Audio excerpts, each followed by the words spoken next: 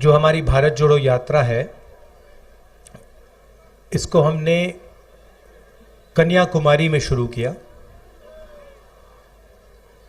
इसके बाद केरला, कर्नाटक, तेलंगाना, आंध्रा, महाराष्ट्र, मध्य प्रदेश और अब राजस्थान से ये निकली है। और ये श्रीनगर में जाकर जो हमारा तिरंगा है, इसको हम श्रीनगर में जाकर लहराएंगे।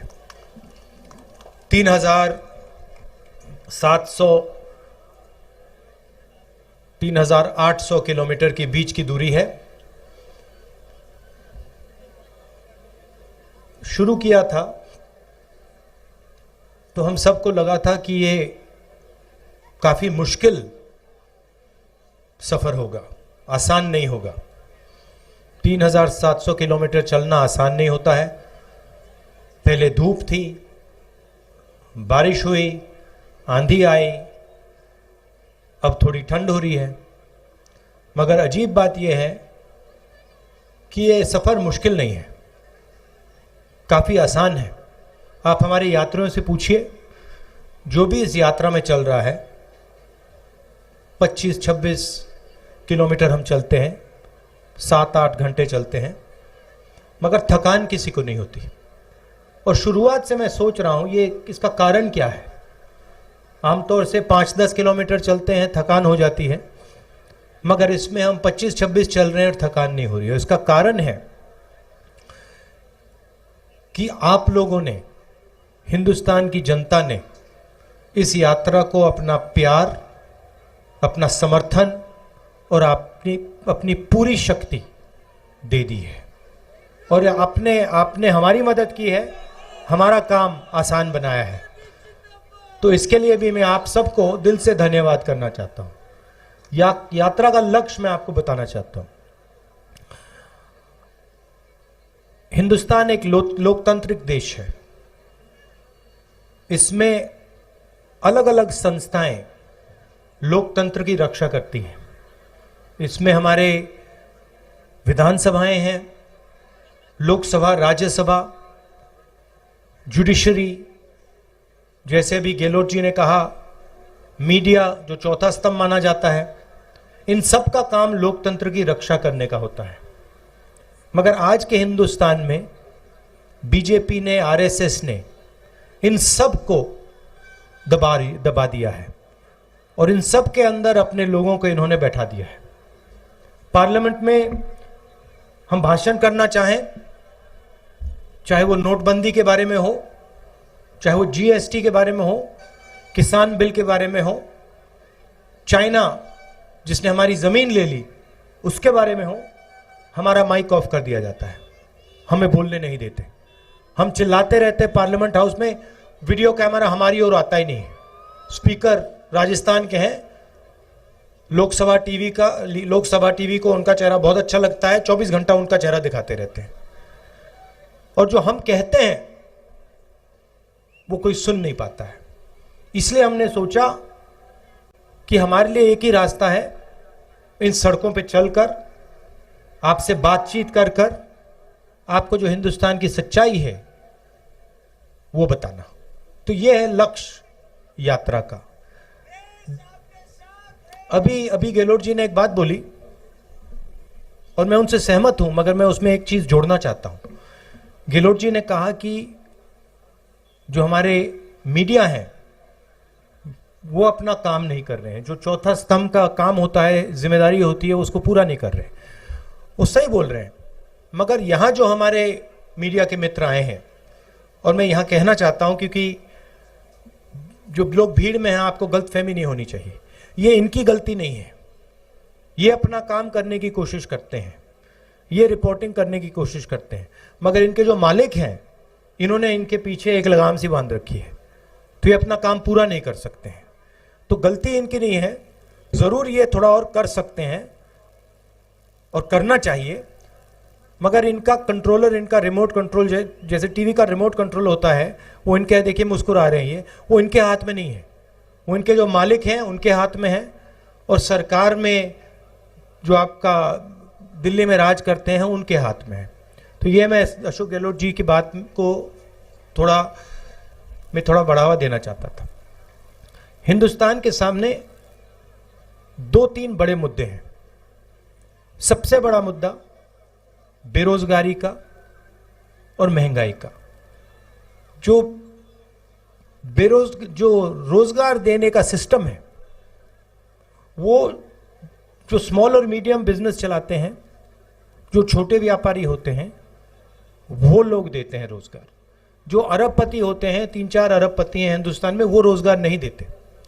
और जब नरेंद्र मोदी जी ने नोटबंदी की और जीएसटी, गलत जीएसटी लागू की, तो जो छोटे व्यापारी हैं, जो स्मॉल और मीडियम बिजनेस चलाते हैं, जो देश को रोजगार देते हैं, उनकी रीढ़ की हड्डी टूट गई।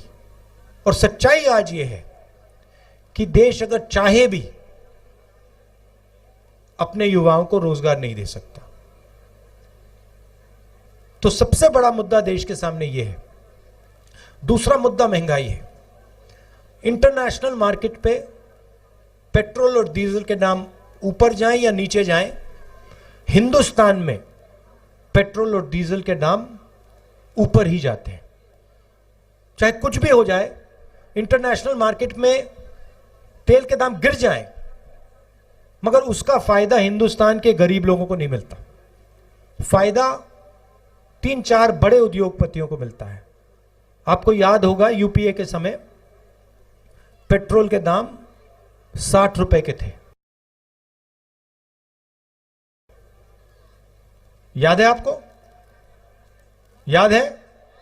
ठीक है, 60 रुपए के थे। आज क्या है?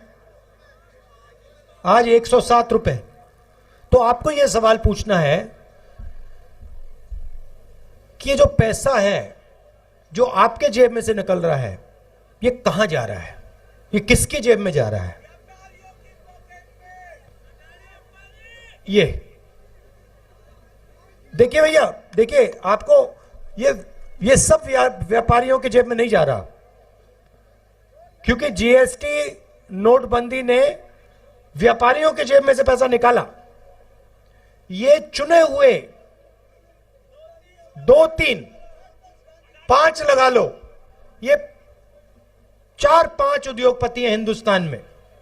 इनको सब एयरपोर्ट मिलते हैं, रेलवेज इनको मिलेगी, प्राइवेट ये BHEL, HEL, ये सब जो सरकारी कंपनियां हैं एक एक करके इनको मिलेंगी। इंफ्रास्ट्रक्चर का काम ये करते हैं, अनाज का स्टोरेज का काम ये करते हैं, बिजली का पावर जनरेशन का काम ये करते हैं। तो सारा का सारा फायदा इन्हीं 4-5 लोगों को जाता है। आजकल प्रधानमंत्री जी सेना की बात करते हैं।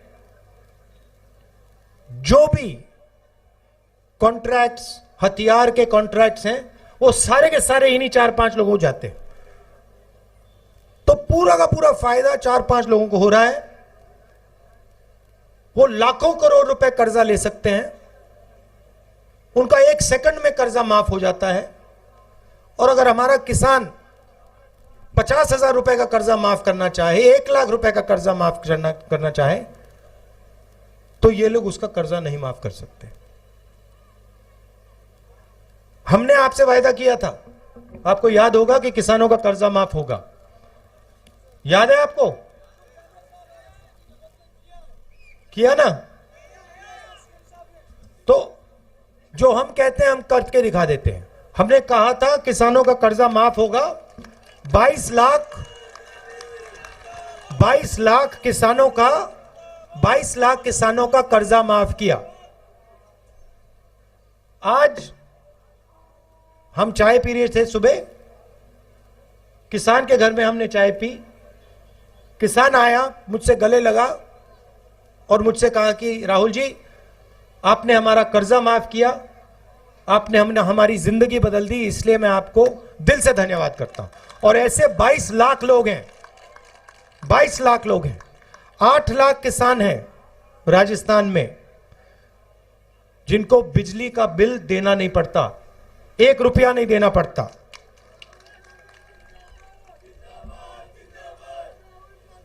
और चिरंजीवी योजना के बारे में तो आप जानते हो 28 लाख बेनिफिशियरीज को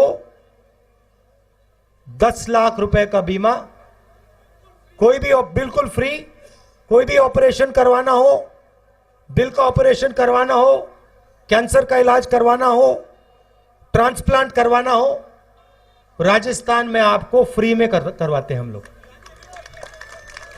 और पहले गांव में मनरेगा होती थी। राजस्थान पहला स्टेट है जहां पे अब शहरों में हम मनरेगा जैसी योजना लाए।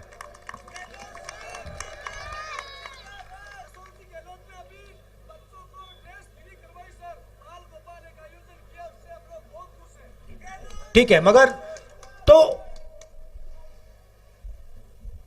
तो हम जो कोशिश कर सकते हैं, ये काम हमने छत्तीसगढ़ में भी किया, मध्य प्रदेश में भी किया, पंजाब में भी किया था। हम जो कर सकते हैं हम करते हैं। मगर दुख की बात है कि जो दिल्ली की सरकार है वो गरीबों पर, छोटे व्यापारियों पर, किसानों पर, मजदूरों पर 24 घंटा आक्रमण करती है। मैं आपको एक और उदाहरण देता हूं, आपके स्टेट का उदाहरण देता हूं। यहां पे आपका सिंचाई का प्रोजेक्ट था, 13 डिस्ट्रिक्ट्स में पानी देने का, ईआरसी सॉरी, ठीक है, ईस्टर्न राजस्थान कैनाल प्रोजेक्ट, जिससे 13 डिस्ट्रिक्ट्स को सिंचाई का और पीने का पानी मिलता। स्टेट की सरकार ने 9,500 करोड़ रुपए इस प्रोजेक्ट के लिए अलग रखे। अब प्रधानमंत्री ने वायदा किया था कि इसी प्रोजेक्ट को वो नेशनल प्रोजेक्ट बनाएंगे। कितनी बार किया था वायदा? 2 बार। अपने भाषणों में हिंदुस्तान के प्रधानमंत्री ने राजस्थान के 13 डिस्ट्रिक्ट्स को वायदा किया था कि ये जो सिंचाई का प्रोजेक्ट है इसको हम नेशनल प्रोजेक्ट बनाएंगे और जल्दी से जल्दी इसको हम पूरा करेंगे। उन्होंने उसको कैंसिल कर दिया और अब जब राजस्थान की सरकार अपने पैसे से प्रोजेक्ट को बनाना चाह रही है तो हमारी सरकार को प्रोजेक्ट बनाने से रोक रहे हैं। तो यह है हालत। और नफरत और हिंसा के बारे में तो आप हर रोज देखते हो। देश को बांटने का काम करते हैं, भाई को भाई से लड़ाने का काम करते हैं, नफरत फैलाते हैं। तो ये 3 लक्ष्य हैं यात्रा के। नफरत और हिंसा के खिलाफ खड़ा होना, बेरोजगारी, महंगाई के खिलाफ खड़ा होना,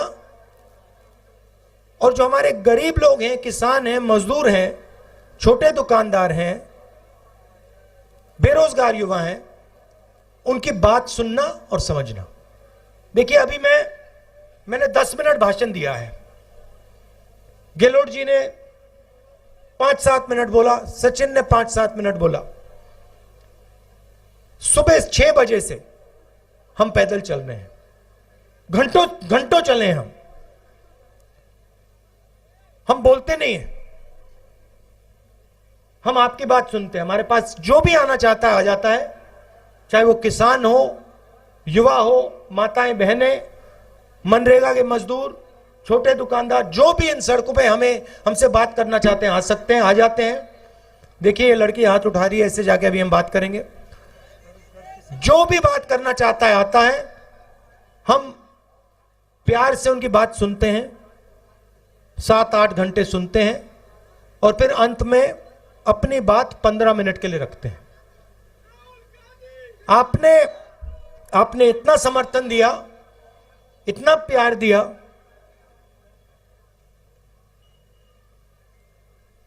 मैं आपको मतलब बता ही नहीं सकता हूं। और सिर्फ राजस्थान में नहीं, हर स्टेट में मैं आपको बता नहीं सकता कितने लोगों ने हमारी मदद की, कितने लोगों ने पानी दिया,